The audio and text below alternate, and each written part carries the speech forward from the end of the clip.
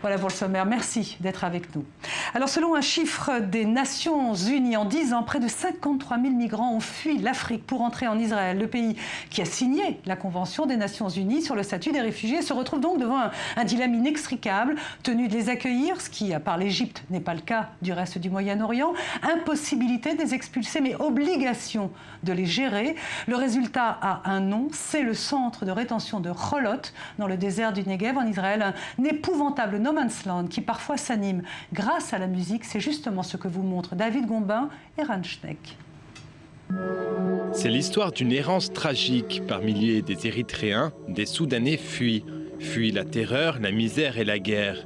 En Libye, certains tombent dans les mailles de Daesh. En Italie, ils s'échouent sur les côtes siciliennes. Et en France, ils se voient forcés à camper sous le métro parisien. En Israël, l'arrivée des demandeurs d'asile de Soudan et d'Érythrée remonte à bien plus longtemps. Selon l'ONU, on estime à 53 000 le nombre de réfugiés et de demandeurs d'asile. Mais voilà que depuis plus d'un an et demi, plusieurs milliers d'entre eux sont envoyés au centre de rétention de Cholot, en plein désert du Negev, laissés là, désemparés. Heureusement, une visite tout en musique va leur remonter un peu le moral. Notre périple commence à Tel Aviv. Rendez-vous dans cette ruelle du sud de la ville. C'est là que nous rencontrons le Hudna Afrobeat Orchestra. Comme d'habitude, ces jeunes musiciens se retrouvent devant un bar, le Hudna, leur quartier général. Aujourd'hui, ils ont rassemblé leurs énergies positives pour la bonne cause. Soutenir les demandeurs d'asile érythréens et soudanais retenus au centre de rétention de Cholot. Ils embarquent à bord de ce bus pour un voyage de 150 km. Direction le désert du Negev, à quelques encablures de la frontière égyptienne. Nous voici arrivés au centre de rétention, géré par les services pénitentiaires. Ce centre n'est pas une prison. Pourtant, les retenus sont libres de rentrer et sortir seulement entre 10h du matin et 10h du soir. Et la centaine d'euros mensuels alloués par le gouvernement ne leur permet pas de se rendre travailler à la ville. Résultat, ils sont abandonnés à eux-mêmes, l'ennui étant leur plus grand ennemi.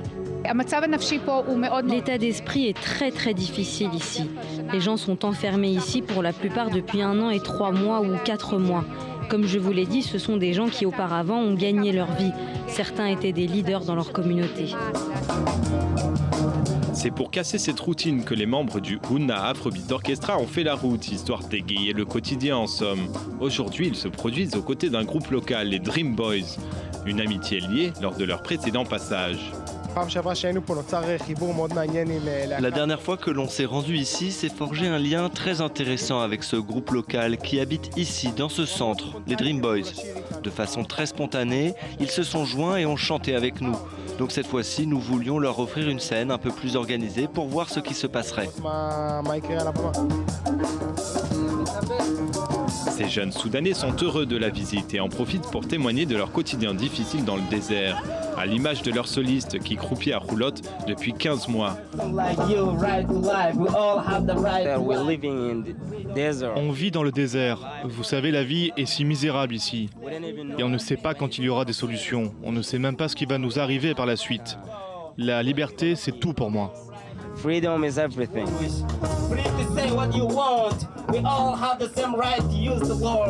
Les instruments de musique étant interdits dans l'enceinte du centre de rétention, le slam ou le spoken word en anglais reste le seul moyen pour se rescaper du génocide de Darfour de crier sa détresse. Je ne suis pas un politicien, je suis un musicien, je suis un chanteur. Mais j'essaie de faire passer mon message au reste du monde. Ce qui m'arrive est le genre de choses qu'ils me font vivre ici dans ce centre de rétention, ou même pourquoi suis-je là ? Il aura suffi de quelques accords pour réchauffer le cœur de ces retenus. En fait, plus que la musique, c'est la visite d'amis venus tout spécialement de Tel Aviv qui leur remonte un peu le moral. J'aime ça de voir les gens ici, des gens qui viennent car ils m'apprécient, qui viennent voir ma situation, ici me dire bonjour, comment allez-vous ? Vous me demandez quels sont mes rêves. Et ça, c'est très bon pour moi, j'aime tous les gens qui viennent me voir aujourd'hui ici.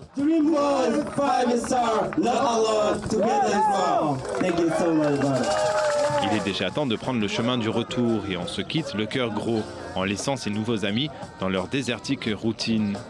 Mais une promesse est faite, faire venir les Dream Boys pour chanter à Tel Aviv à l'occasion d'un match retour. L'espoir est là. Et pour ceux qui seraient en Israël, le concert des Dream Boys est normalement autorisé le 10 juin à Tel Aviv.